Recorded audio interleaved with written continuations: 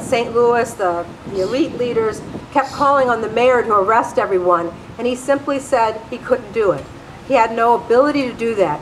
The elite is, of course, appealing to the president, making it clear that they want to use police force to disband things.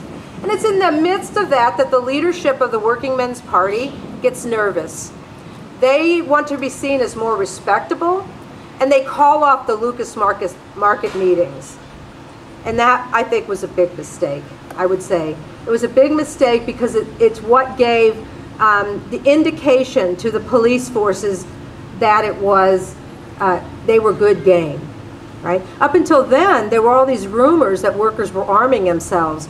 Whether, we don't know to what extent they were, but it kept some of the elite who really didn't want to get shot from actually going in and storming these meetings. But of course it was those mass actions, 10,000 people in a city that was around 300,000. You know, that gave people an indication of what kind of spirit there was in that time and how resilient people at the base was. The other reason that the elite felt pretty confident that they could do it is Chicago was put down with brute force. Chicago was developing into a general strike, and the police forces there, led by the Chicago Tribune, led by the people who later suppressed the Haymarket martyrs, had no qualms about shoot and shoot to kill. You know, St. Louis was, and Overholtz was really very much more reluctant than the leadership in Chicago. So that had made the Working Men's Party a little nervous, and that's why they called it the meetings. So we don't know what would have happened. You know, but we do know that it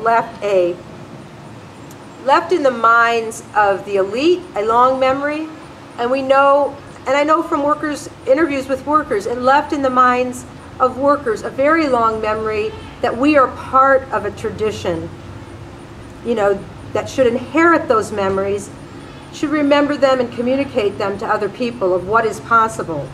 Of course, the most famous thing, and I'm sure a lot of you know about this, is that the leader of the Committee of Public Safety, the elite private militia that broke up the meeting, the last meeting of the, that was in a small hall, became the first veiled prophet. So, and what did the veiled prophet do? What does it still do to a certain extent? It parades.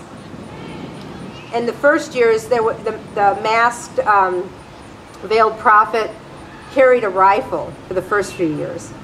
So this happens, you know, the summer after the 1877 uprising.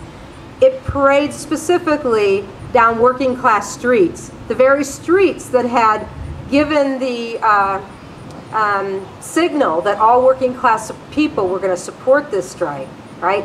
It's where it's the precise place they parade. So there are those connections there. And I think